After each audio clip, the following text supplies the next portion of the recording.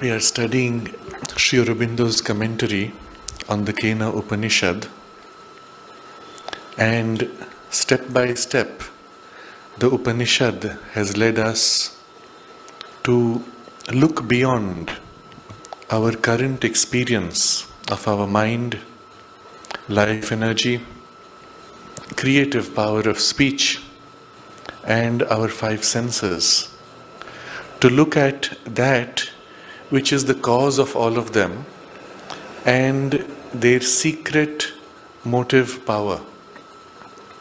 We have seen that beyond our mind is the mind of our mind, that Sri Aurobindo has referred to as the supermind. Beyond our speech is the creative power of that supramental consciousness which forms out of itself the entire cosmos. And beyond our senses are the direct seeing of that pure consciousness, which has a fivefold aspect because it sees in its fivefold working by which it creates form out of that which is formless. And now we come to the life force itself. That also is life of our life. It, Sri Aurobindo says, is a supreme and universal energy of existence, of which our own material life and its sustaining energy are only an inferior result. We have now a picture of a power which is not a product of anything else. It is its own first cause, which has the power to conceive as mind of our mind. It has the power to create as speech of our speech. It has the power to perceive directly as senses of our senses. It also has the power to actualize itself as a life of our life. And so an entire complete higher life exists, of which our current experience of life with the limitation of mind, speech, senses and life force are like a shadow, an inferior result, a physical symbol. But as we have seen before, each of these lower functionings is connected to the higher original functioning. And the connection is the means by which our experience of life can ascend into that higher functioning. And we can begin to live in that, by that, as that, while still being able to express ourselves in the material form and the material domain through the material mind, life, speech, senses and life force. And it is towards this that the Kena Upanishad is leading us, and Sri Aurobindo step by step unfolds the key insights that the Upanishad points to. As Sri Aurobindo in his early introduction to the Isha Upanishad indicates, that the Upanishad never states explicitly and reduces to a limited form. It points to large movements, broad and deep truths, and moves from one broad insight to another. And therefore, it is by dwelling on a word, a phrase, a sequence, a repetition, small details perhaps, but dwelling on them, we as if burst out into a profound insight. And the insight continues to unfold layer by layer. It is in this sense that the teaching of the Upanishad and their formulation has an immortal value. Today, after more than at least 5,000 years of their formulation, we still discover in them some of the most profound perceptions of the cutting edge of science and things which we cannot yet fully understand. And so Sri Aurobindo takes trouble to point to these, to elaborate and place them in a logical structure, with examples, with validation. But even in Sri Aurobindo's formulation, because he too must necessarily remain concise, even in his formulation there are indications of so much more.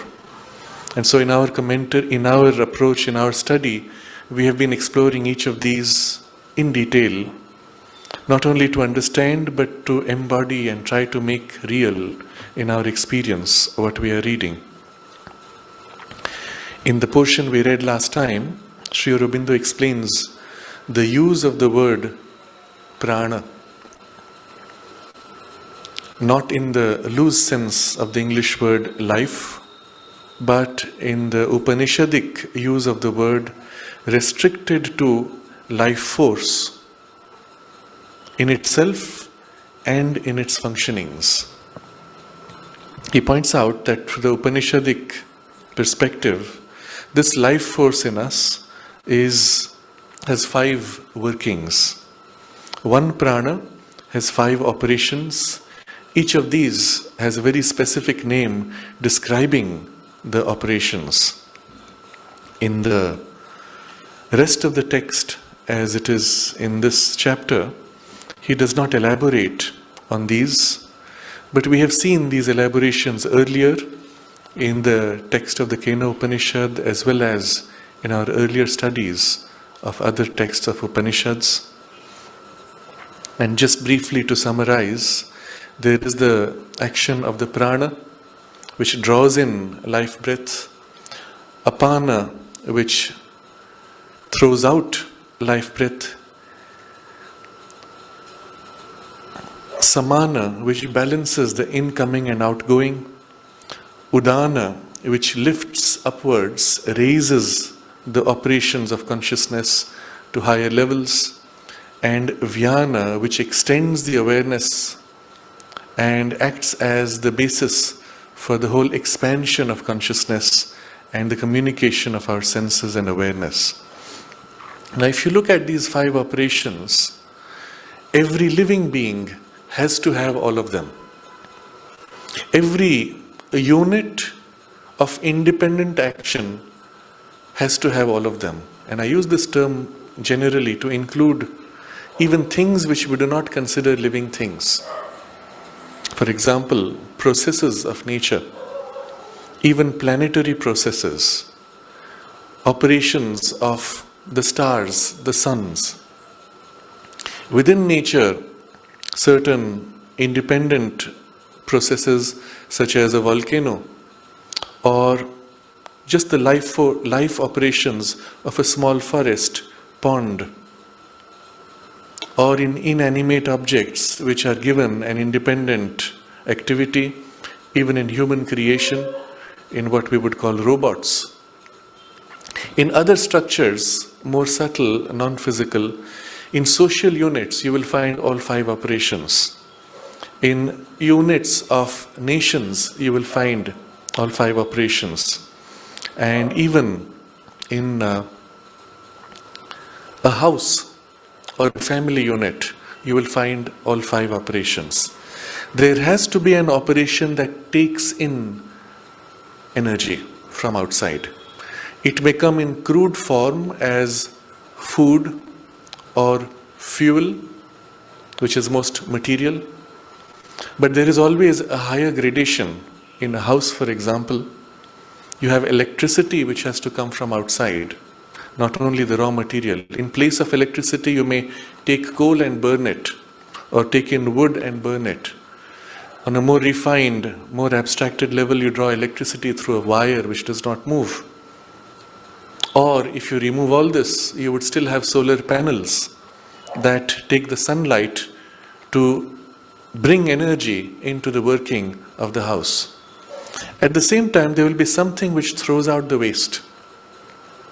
If it is burning coal, then you have to have the chimney which casts out the waste from the production. If it is electricity, you have to have a second wire that takes back the movement of the current, or a wire which grounds it into the earth to direct it outwards. Even when you have a solar panel that takes its sunlight, you will have some form of waste, some kind of expenditure to throw out. Otherwise, the excess accumulates and renders the entity suffocating by an excess or unbalanced or waste energy. And there is the fine balance of the incoming and outgoing. Depending on the current need, you may have to have more going out or less going out. In winter, for example, a house will want to conserve its heat. In summer, it will want to expend unnecessary heat so that it can be cooler than what is outside. And this balance is critical. Physically, it takes the form of the thermostat or the control on the air conditioning, where you set the level at which you want to maintain this balance. In the physical system of our body, the same thing operates not only in the overall working of our biology, but with each organ. Certain organs need higher temperatures or higher levels of energy or consume more of chemical content. Certain need to be at a lower temperature, and so on. And then within each cell separately. So you see, the same operation of this fivefold working of prana is everywhere, in all units, at all levels of the hierarchy of organization. The udana, the raising up movement, is less obvious, but you will find it in the attempt, for example, in the house, to raise the overall quality of life. If you do not maintain things, they tend to degrade. A most obvious form of it is the continuous tendency of things to get dispersed, of order to move towards disorder. You have used objects, there is waste which you have to throw, things have got rearranged because of the use. At the end of the day, you have to put back things in their place. You have to mop up, you have to rearrange. You have to raise the overall sense of order, otherwise it tends to drift into disorder. And it's a qualitative change in the working of energy. When you allow things to subside, there is a lower operation of energy. When you make effort to raise things to a higher grade, there is a higher operation of energy. The exact form that it can take in a house has many facets. If you're living in a forest-like area, let's say in Auroville, you will have a continuous influx of insects from outside. Ants, cockroaches, and if you do not stop them early on, there's a build-up. The lizards will follow the cockroaches, and subsequently the rats will follow, and the whole hierarchy of life will begin to penetrate until the external forest begins to live inside the house. And there's a constant battle to push out the lower forms that you find unsuitable for your values, and an attempt to raise, purify, clean, and heighten the character of life force moving. The same thing in the human being is more obviously felt in our attempt to raise the quality of our consciousness, our emotions, our thoughts. In the body itself, we try to lift from inertia into a higher awareness and activity. So if you do nothing, your body will tend to slide into a dullness and inertia. You make efforts, you exercise, you read, you study. All our attempts to raise the quality of the life processes within us. In its highest operation, we turn inwards in concentration during meditation, and as if lift ourselves to a higher level of consciousness, which is not in the normal range of the fluctuations of our energy. We raise it to a level often beyond the normal and seek to imbibe that higher grade into the lower and thus transmute and raise the overall consciousness. This operation of the lifting of consciousness upward is the primary character of the Udana Vayu, the fourth operation of life energy in us. It is this which leads to the awakening of a higher level of consciousness and its purification. The fifth operation, Vyana, is the expanse of the awareness of energy spreading out. In the working of a house, again we look first at material symbols and then the spiritual form of it. In the material symbol, you will have somebody every day or every week who has to go all around the house keeping awareness of what's happening. So if nothing else, at the very least, you have to go around when you're cleaning things and you're arranging. But notice it is the operation of awareness. You notice, there's a crack here, it needs to be repaired. And so there's a reaching out of the consciousness and a connection from the center of operation to the extremes of the edge. But this takes a more subtle form when the persons living in the house feel their identity attached to the whole space of the house. This is my house, and this is the territory within which anybody else coming in, I feel threatened. And it's as if your consciousness has expanded to include these boundaries. And in that expansion, if the awareness is sufficiently developed, you can feel when things go wrong. You can feel when things are out of place. An artistic person enters a room, looks around, and immediately can rearrange objects to feel more harmonious. But that feel which extends and holds the totality in a right relationship is this character of the Vyana in the spreading out. You will find people who, living in their house, have no connection with the extension of the house. The Vyana is limited to just their immediate surroundings, probably the place they sleep and they eat and they study. But the rest often quickly degrades into chaos. They have no awareness of what is happening or what is not happening. I've shared before on another occasion how Panditji used to, being in this house, he had a feel of everything happening all around, and I've seen him many times. He would be lying down, about to go for his short afternoon nap, and suddenly he would get up, walk all the way to the back, and on the other extreme corner there was a tap where the water was leaking. Close it and go back and then take his nap. He knew what was happening in the whole space of the house. In another example, one of the professors of the ashram school, who was at that time closely working with the mother in the organization of the educational system, he narrated how in those days they were so deeply keyed in to what was happening in the school that they could feel when things went wrong before it became a problem. And in one such example he gave, he sensed that in a particular classroom with a particular teacher there was a problem, and so he went and chatted with the students and discovered that the teacher, trying to, of course in misunderstanding, when you take the principle that nothing can be taught, she would tell the children, okay, since nothing can be taught, we are going to sit down and all of us will meditate and you will get the knowledge by yourself. And he discovered this. Of course, mother was informed and the teacher was removed. But he said in those days, we would know and act upon a problem before it became a problem.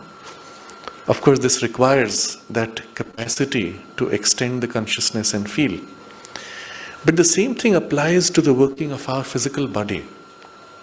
To the extent that the inhabiting awareness extends itself in this functioning of Vyana, life force flows and keeps alive the working, keeps young, keeps fresh the flow of energy, and it is in the domain of your conscious awareness. You will notice where this extension of conscious awareness is lacking in the body, there the illnesses first begin. There is tendency for disharmony of operation. Often it is said, in cases of diabetes, in extreme cases, the toes begin to become insensitive, and then later an injury is not felt, and even possibility of gangrene and so on. And it is the first sign that the extension of consciousness is not reaching the edge. As it degrades, it loses sensitivity, and then the other problems follow. The hatha yogi, practitioner of pranayama perhaps, and asanas, experiences such an extended, energized operation of dhyana that they become aware of the tiniest sensations, even in the extremities. And that awareness has a double action. It gives you knowledge, and with the knowledge and awareness, it gives you control. What you're aware of, you can modify. What you're unaware of will tend to degrade. And by this faculty of jnana, the consciousness that is received from above, the descent of the spiritual force and power, is extended into the whole of the being, the whole of the system, and can extend it and energize and even change the working at a physical level. So I'm taking examples of this in a very specific area just to show you how this kind of a fivefold operation exists everywhere, that there is any kind of life activity. And by life activity we mean in the most general sense, including things which we do not consider normally alive. Any unit of activity has to have all five operations. So, the text which we had read last time, the prana of the Upanishads is the life energy itself, which was supposed to occupy and act in the body with a fivefold movement, each with its characteristic name, and each quite as necessary to the functioning of the life of the body as the act of respiration. Subsequently, Sri Aurobindo picks on respiration as the chief movement, the first of the five. The action which is most normally necessary and vital to the maintenance and distribution of the energy in the physical frame. And this is what we know also of the working of the breath. But then he says, but which can yet be suspended without the life being necessarily destroyed. And so we wonder, what is this? How is this possible? And why is Sri Aurobindo bothering to mention it? And because he has mentioned it, we must look deeply and see what it is that he is pointing to. He himself explains in another commentary on the Isha Upanishad, a much larger volume, written earlier before 1910, and they discussing the waters which represent the life force. He writes, and this is in the large volume of the Isha Upanishad, page 253 of the new edition. He says, anyone who has for a long time practiced this art of breath regulation or pranayama can suspend inhalation and exhalation for many minutes. And some not only for minutes, but for hours together, without injury to the system or the suspension of bodily life. And this is something which anybody can validate. If you take a very simple practice of pranayama and a simple practice of holding the breath, you will find at first you tend to get breathless in about 10 or 15 seconds. But if you persist, within a few days, it quickly extends to nearly a minute. But if you continue beyond that, you can gradually extend further until you find you can hold your breath for several minutes. At first, there's a struggle to overcome the instinct of breathing in, breathing out, and changing the air. But once that is relaxed, you find you can extend far more. Of course, you have to remain very still, very quiet. And as he says here, it can go on even for hours, and there is no injury. For internal respiration and the continuance of the vital activities within the body still maintain the functions necessary to life. So here's the key. He says there is an internal respiration, different from the external respiration. And the other vital activities, of course, are continuing. This internal respiration is something which one begins to be conscious of, sometimes through advanced practices of pranayama, or simply through an interiorization of the consciousness in normal meditation without needing any breathing practices. One becomes conscious that, especially in the subtle body, there is a natural rhythm of drawing in energy from outside and exchanging. One can then even consciously reduce the barrier which separates the internal and external energy, consciously draw in life force and raise and intensify the life energy and vitality. And the breathing itself may continue as it was normally with no obvious change. But this internal respiration is the method by which yogis could remain buried in boxes, sealed boxes, for several days at a time by going into some kind of a deeper trance, and they drew life force from outside. There are again variations to this depending on what is intended. If the yogi seeks to have the continuance of the normal activity of the body on a reduced scale, he will as if project a part of his physical consciousness outside the box, as if creating a passage to draw in the grosser life energy. If the intention is to leave the body in an as if a suspended animation state, then this is not required. All that is required is from the subtle body the infusion of life force into the gross and the holding by it of the intention and will. And this is what Sri Aurobindo describes here. Even the internal respiration may be stopped and the vital activities entirely suspended without subjecting the body to the process of death and disintegration.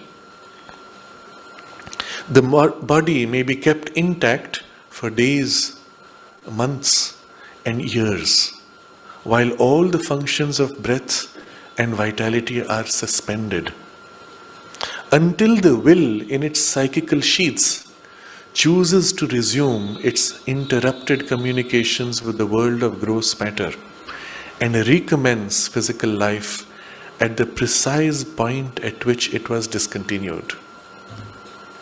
So you as if withdraw from the physical body, draw back this infusion of energy which came from the internal respiration, shut down all the functions to their lowest station, but the will holds it from the subtle body.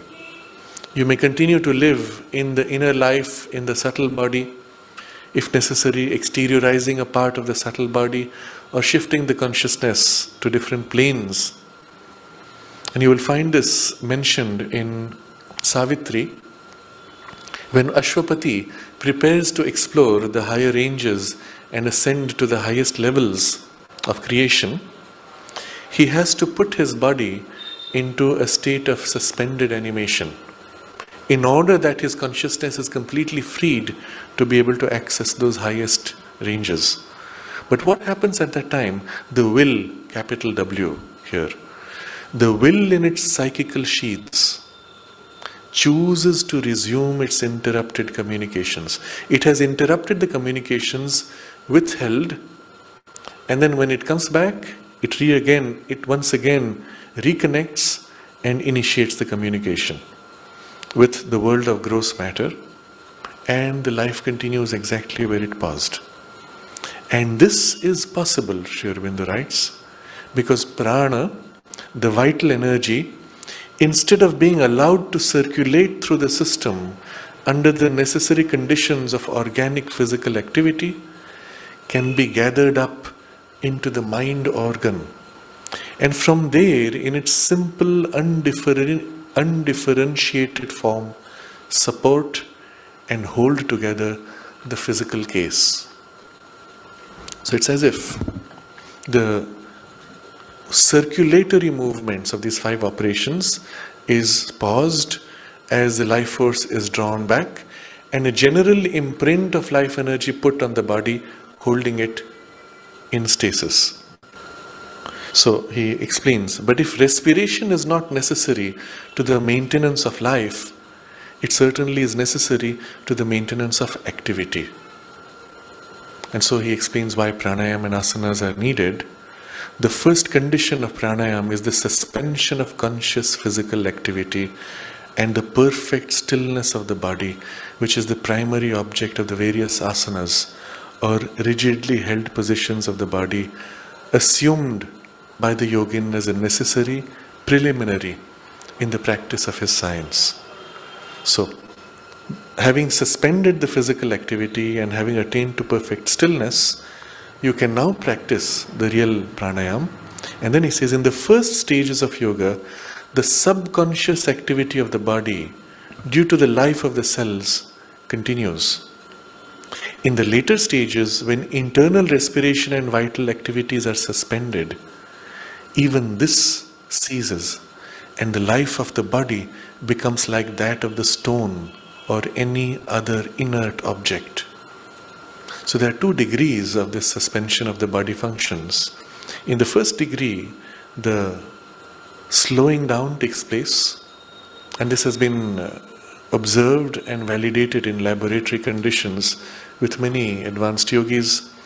Some of the great hatha yogis of the recent times, including Swami Rama, demonstrated these capacities of slowing down, even as if practically shutting down the life breath and heartbeat for long periods, and then reactivating. But in those conditions, the life of the cells continues, although on a lower level of operation. But in this second degree, when there is the full withdrawal, then even the cellular activity stops, and the body effectively is like an inert stone. By the presence of prana in its primary state, the only connection of will with the physical frame being the will to subsist physically. So the prana is no more operating in its 5 operations, but holds a kind of an essential primary condition, willed on the body and holding the body in its grip. And the will intends for the physical body to survive. That's all that remains. This is the first outstanding fact of yoga, which proves that prana is the basis of all physical activity. The partial or complete quiescence of prana brings with it the partial or complete quiescence of physical activity. The resumption of its functions by prana is inevitably attended by the resumption of physical activity. So as the prana reinfuses and begins to work again, all the physical activities, cells onwards through organic to the whole body, they gradually come back, wake up, so to say. But the mind is aware throughout. And then he says, the second outstanding fact is the peculiar effect of pranayama and yoga on mental activity. So this, we don't need to go further. He speaks of how it can open up the higher operations of the senses, and especially when you have disengaged from the gross physical body and the mind looks directly, its higher senses are all accessible, and so on. So that we don't need to get into. But the important part of this text is this, that although there are 5 operations of the prana in the activity of the body, there is an essential operation of prana which presides over this.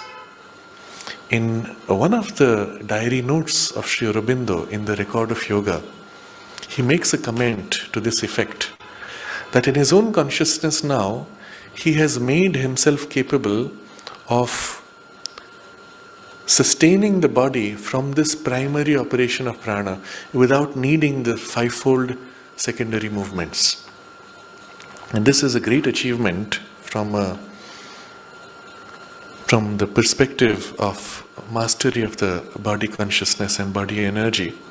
It means literally by the application of conscious will, all the biological functions could be modified as needed without being stuck to the normal rhythmic movements of the 5 forces, the 5 workings of the prana. So this is what we find from this indication of how we can suspend without life being necessarily destroyed. So sometimes Sri Aurobindo makes a passing comment. It's worth exploring what it points to, and it always points to something quite fascinating. The rest of what we read last time was his explanation of what exactly prana is. Because normally we begin with a wrong idea. Prana is, it's the energy that I feel in my body. Today I feel high in energy, tomorrow I feel low in energy. And so I say, my prana is low or high. But we have to get to the deeper truth of it. Here he says, this prana, this life force is not physical in itself. It is not material energy, but rather a different principle supporting matter and involved in it. And all forms, all operations of matter, he says, are supported by it, and it occupies their working. It acts in all material forces, such as electricity, and is nearest to self-manifestation in those that are nearest to pure force. We saw some examples of this last time. Examples of how electricity itself can be refined until it becomes almost non-material. And that's where it is closest to pure prana. But all material forces, he says, derive from prana. Material forces could not exist or act without it, for from it they derive their energy and movement, and they are its vehicles. But all material aspects are only field and form of the prana, which is in itself a pure energy, their cause and not their result. The conclusion of this, the moment you see that prana is the cause of all physical forces, you cannot obviously recognize prana by physical processes, because all physical processes play with physical forces. You take a microscope, it shines a physical light on a physical object, catches the reflection and the shift in color, or in intensity of light, or in the polarization of light, and thus you know that there is something there. But as long as you are throwing a physical object and measuring by a physical interaction, you cannot measure prana itself. You will measure its effects, its processes, its secondary movements. In the Life Divine, Sri Aurobindo gives two very interesting examples. Remember, he is writing 100 years ago. The two forces which mankind had mastered then was first steam as a source of power, motive power, and the second was electricity. So he refers to steam and electricity frequently in all these examples. And he says, in the first case, he says how, by studying the machinery of a steam engine or an electric engine, you cannot explain electricity or steam. You can only describe the operation of the engine itself. The source, the cause of the engine's working is still outside the domain of the engine's explanation. By electricity and steam, you can explain the movement of the engine, but by the movement, you cannot get to the cause. The other example he gives, which goes still deeper, he says, when you see lightning in the sky, you link it to clouds and to wind. If there are neither of these, you don't have lightning. But it would be an error to say that lightning is the product of wind and the clouds. In fact, when you look deeply, you find it is not winds and clouds which create lightning. It is electricity in the wind and clouds which forms the clouds or makes the wind possible.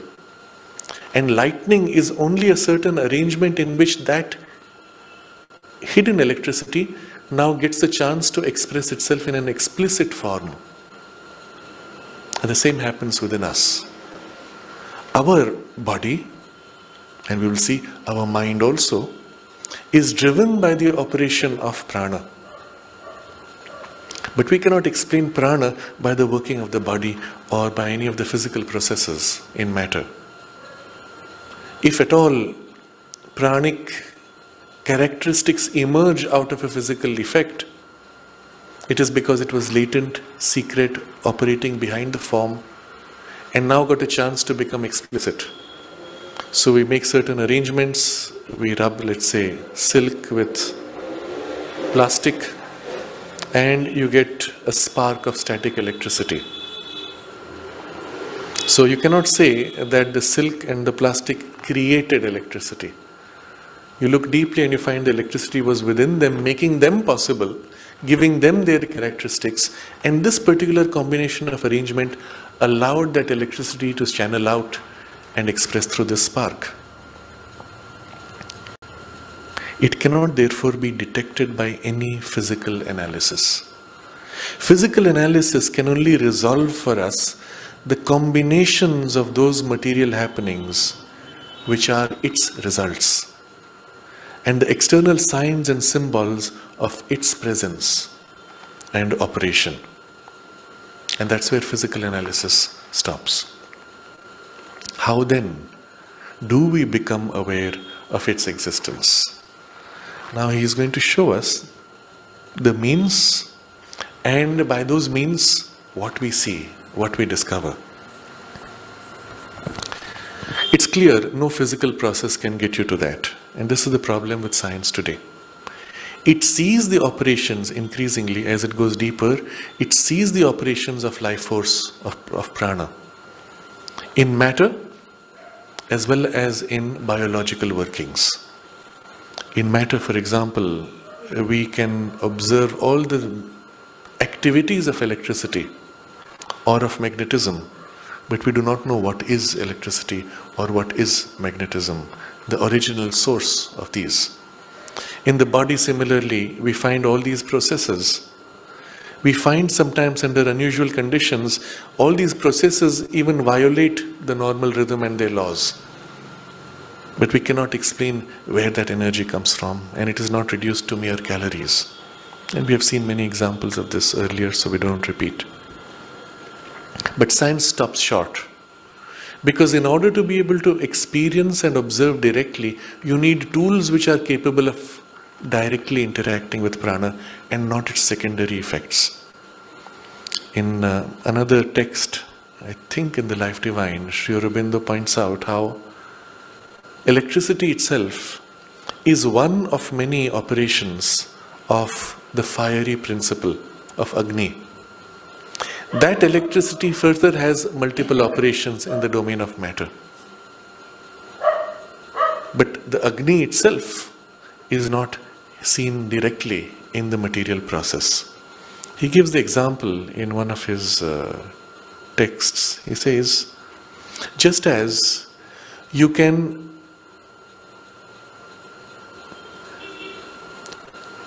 the person's thought looks out through the eyes.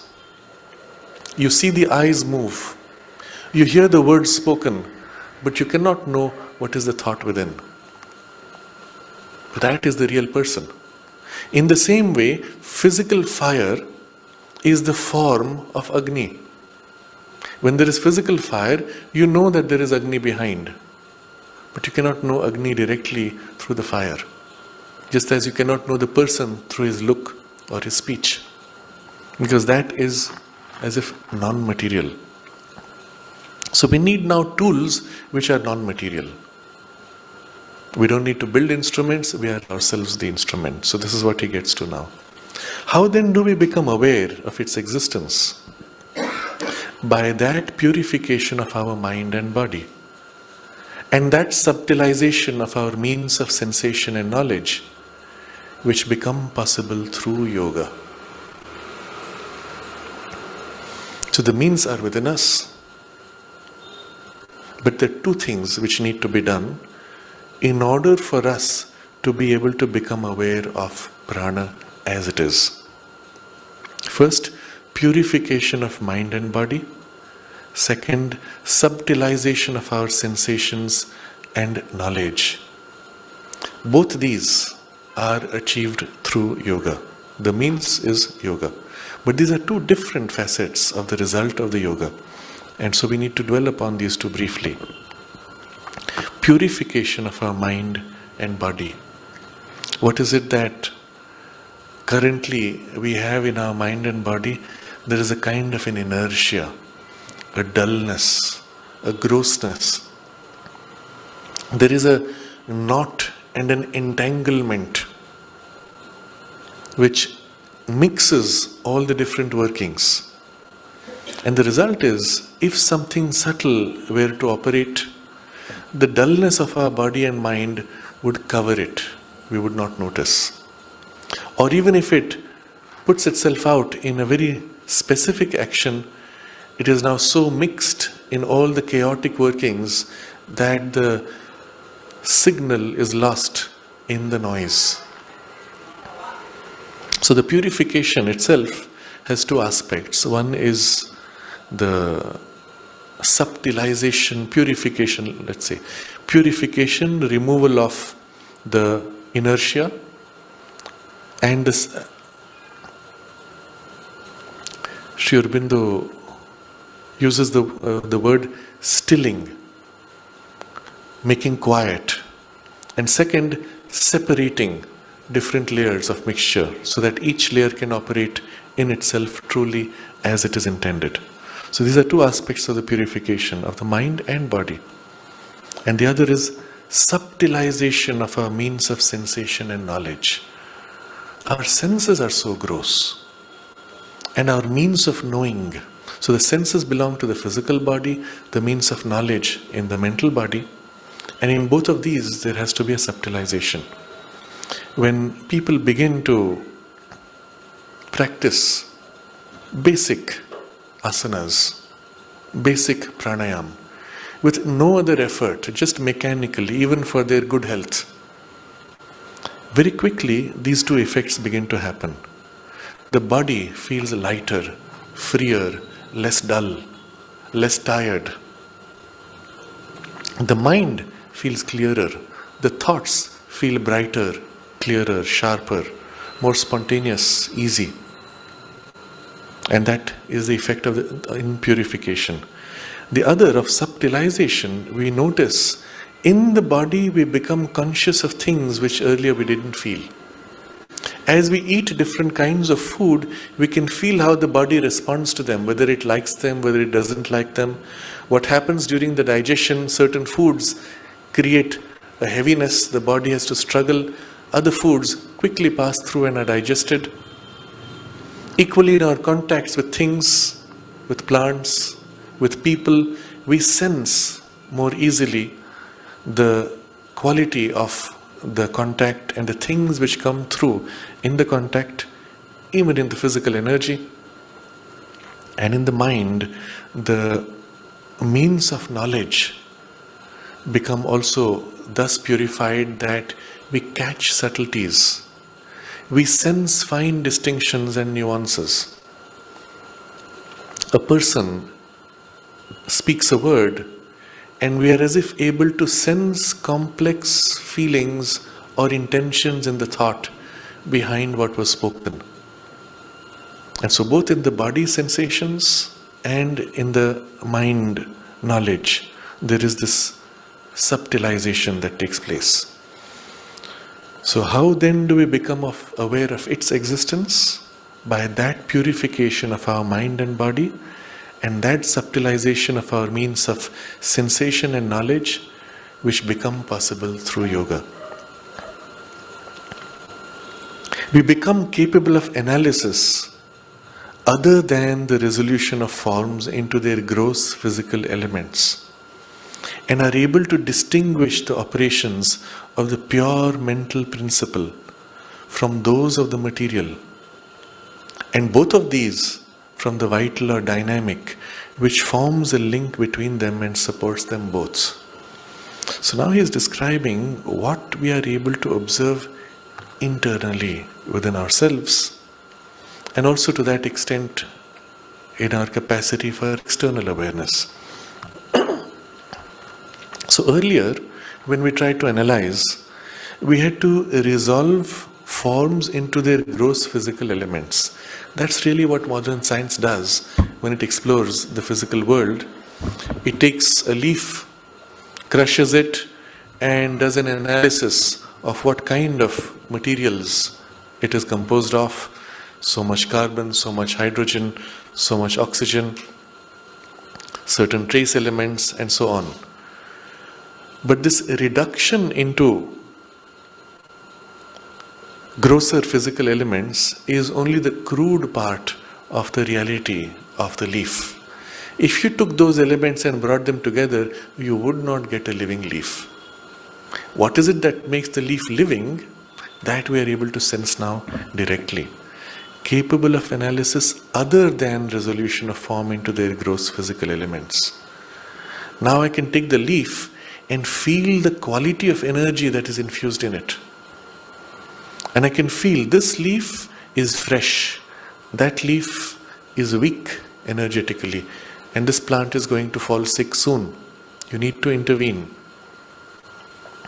That sensation, that sensitivity is there straight away. In the Ayurvedic tradition, the development of this sensitivity is part of the earliest training of Ayurveda. And an Ayurvedic physician has to be first of all a yogi if he is to be effective in his real work. When the physician goes to take the medicinal plants, there is a relationship he feels with the plants, which is not only energetic but also in consciousness. He feels when a plant is ready to give, what it gives at different times. If you go early in the morning as the sun is rising, all the sap of the plant is rising up. And certain things are intensely activated. In the evening, the sap is as if going into rest. And the energy is turning towards the ground and towards the roots. And at that time, what you take will be different. And you're able to sense this distinction. You sense when a plant is matured enough that the gift of the medicinal effect is fully ready. Or when the plant is still in formation, yes, the leaves are formed, but the juice, the life force in it, not the physical juice, but the life force in it is not yet sufficiently matured. And you feel the distinction, even as you feel it in human beings. And so this becomes a form of analysis, not resolution into gross physical elements, but of the qualities and characteristics of life force. In the physical form of it, this distinction is actually measured. When you take leaves early in the morning, you find they have higher content of what are called, I forget the chemical term, the things which evaporate quickly. Those types of juices are in greater quantity.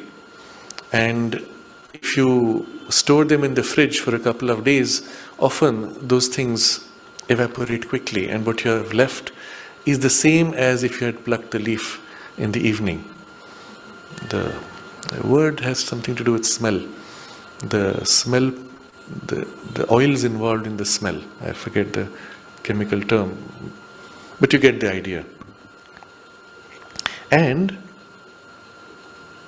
are able to distinguish the operations of the pure mental principle from those of the material. And this becomes especially within us. We are able to observe what is affecting and to what degree. For example, when you have eaten food and you find the body does not agree with it, how much of the disagreement is physical and how much mental? If somebody tells you that this food is not nice at all, and you're taking it with the idea that it is not nice at all, you will find even your registration of the taste is different and the response in your body is different. But how much was it from the mental suggestion? How much was it from an actual physical discomfort? Normally we are unaware. But as this sensitivity grows, we can distinguish these two things. You eat food and you can make out the physical component of the taste versus the psychological component of the person who prepared it and the consciousness with which they prepared it. And that has its own kind of a very refined, rich taste. To some extent it reflects the quality of the consciousness of the person, but much more it reflects the state at that moment while preparing food. If the person was in a concentrated state, concentrating on the divine, preparing the food in consecration, the food is remarkable in its rich flavoring of this higher kind. If the person at that time was distracted, watching television, chatting with somebody on the phone, or generally upset and angry and trying to get the work done, there's a kind of a heaviness or dullness, sometimes even a clouding darkness in the feel. And one can distinguish the physical taste, which might still be good, from these higher qualities. But within ourselves, in the body's working, we are able to separate these two. And a third thing which we are able to sense, which is, and distinguish both of these from the vital or dynamic, which forms a link between them and supports them both. And the feeling, sensational awareness of the vitality in things within us. We are then able to distinguish the movements of the pranic currents, not only in the physical body, which is all that we are normally aware of, but in that subtle frame of our being which yoga detects underlying and sustaining the physical. Now, in a way, Sri Aurobindo is describing these things in a sequence. When we first begin to become more purified, more subtilized in our sensations, we distinguish the resolution of things not in their forms, but in the distinction between the mental and the physical. And between these is the experience of the life force which grows separately. Now, at first when we say mental, of course there's a life energy component. When we say physical, there's a life energy component. The body feels energetic. Of course it's body and life force. My mind feels fresh and dynamic. It's mind and life force. So at first we are aware of these two different grades of substance in which we live. In each there is life energy. And only then we are able to distinguish life force in itself. First life force in substance, physical or mental, then life force in itself. And when we get to life force in itself, we discover it's the same force which operates in the gross physical and the mental. So in the normal experience, when somebody says, I feel the energy of something, they are not really getting to life force in itself. They are aware of the life force in substance, generally of gross body.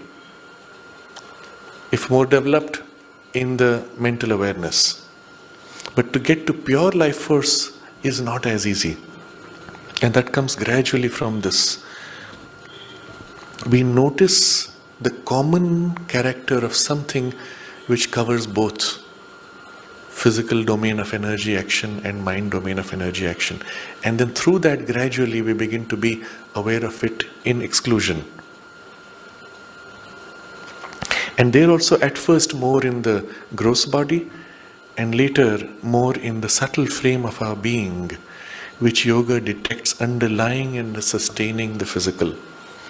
And with this comes the growing awareness of the subtle body and its relation to the gross body, and particularly this link of the prana which bridges the two. This is ordinarily done by the process of pranayama, the government and control of the respiration. By pranayama, the hatha yogin is able to control, suspend and transcend the ordinary fixed operation of the pranic energy, which is all that nature needs for the normal functioning of the body and the physical life and mind. And he becomes aware of the channels of which that energy distributes itself in all its workings, and is therefore able to do things with his body which seem miraculous to the ignorant.